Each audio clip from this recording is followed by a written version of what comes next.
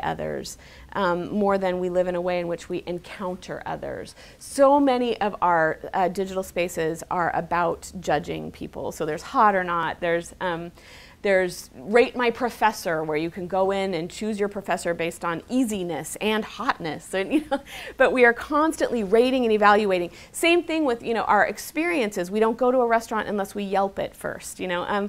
And so we have these moderated experiences, and relationally this plays itself out in that we can shop for whatever we want relationally. So rather than having to kind of go through the tricky part of developing that, which creates this sturdy foundation, we just shop for the little pieces we want.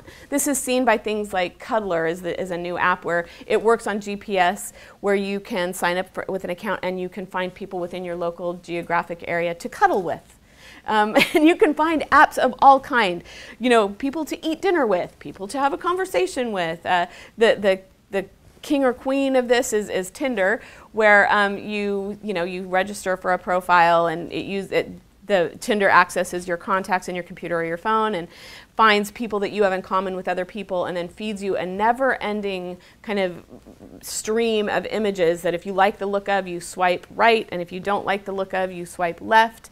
But it creates this kind of deep sense of what am I shopping for? What is the most important thing? How can I get it most efficiently? Again, looking for how can this be the most convenient experience I can have, and that always, anytime we are shopping for relational experience, it tends to lead us to objectify.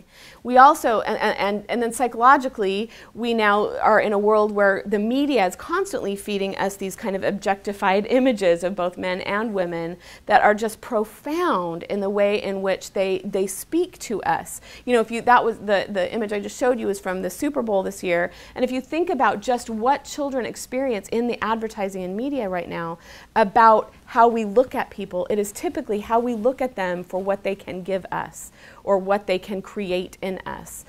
This goes right back to porn. This is a pretty popular saying, you know, if there is a reality, so if something exists, there's porn of it. There's porn of baking cookies. There's porn of vacuuming. There's porn of whatever. But again, this just speaks to the fact that we can objectify, we can sexualize, we can do whatever, we can violence, we can create these experiences that are having a profound effect. I would encourage everyone to read this interview by John Mayer. You can access it online. It was published in the New York Magazine.